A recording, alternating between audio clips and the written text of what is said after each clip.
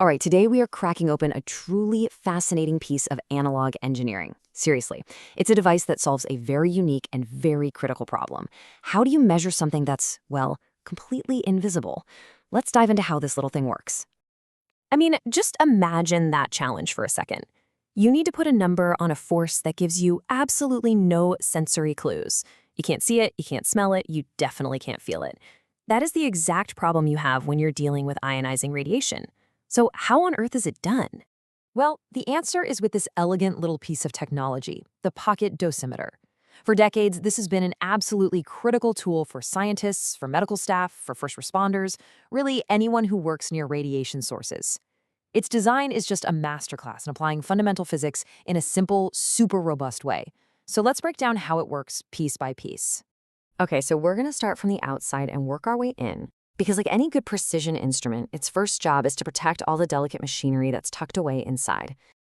At first glance, it just looks like a thick fountain pen. And that's totally by design. It's meant to be portable, it's meant to be durable, and you can easily clip it onto a lab coat or a pocket. That simple aluminum or plastic barrel isn't just for looks. It's a rugged shell that's protecting a very, very sensitive core.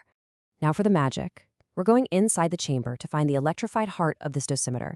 This is where that invisible force of radiation gets converted into a visible, physical movement.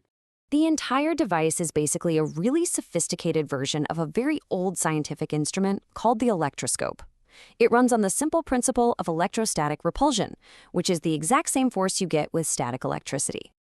And this is the perfect analogy. You know when you rub a balloon on your head and your hairs just stand on end, all pushing away from each other? That's because they all have the same static charge.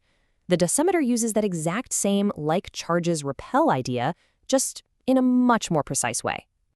So inside, we have three key players. There's a fixed metal post, that's the central electrode. Attached to that is an incredibly thin, gold-plated quartz fiber. This is our moving part. And crucially, both of them are kept electrically isolated from the outer case by an insulator. So how does this all work together? Well, first, the whole thing gets charged up.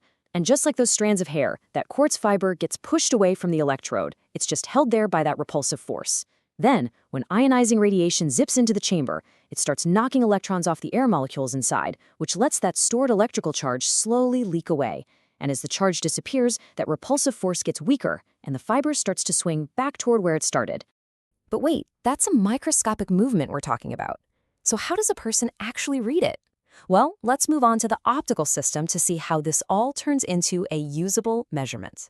This is the other really ingenious part of the design. The dosimeter has a simple but really effective microscope built right into it.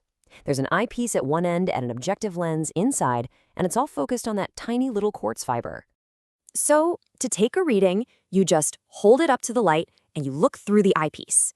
And what you see is the shadow of that quartz fiber, kind of like the needle on a gauge, superimposed over a tiny transparent scale that's marked with radiation dose units. Okay, let's put it all together now.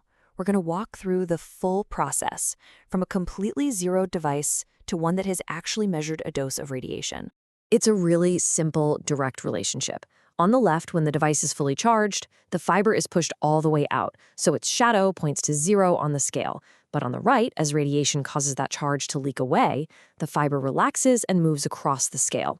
The distance it moves is directly proportional to the amount of radiation it's been exposed to. Simple, direct, and honestly, just brilliant. So when you step back and you look at the whole device, you realize you're looking at a true masterpiece of analog engineering.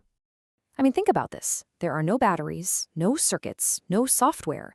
It operates entirely on the fundamental laws of physics. And that makes it unbelievably reliable and durable. In fact, that rugged simplicity is why, even in our era of digital sensors, these are still trusted as fail-safe backups in critical environments.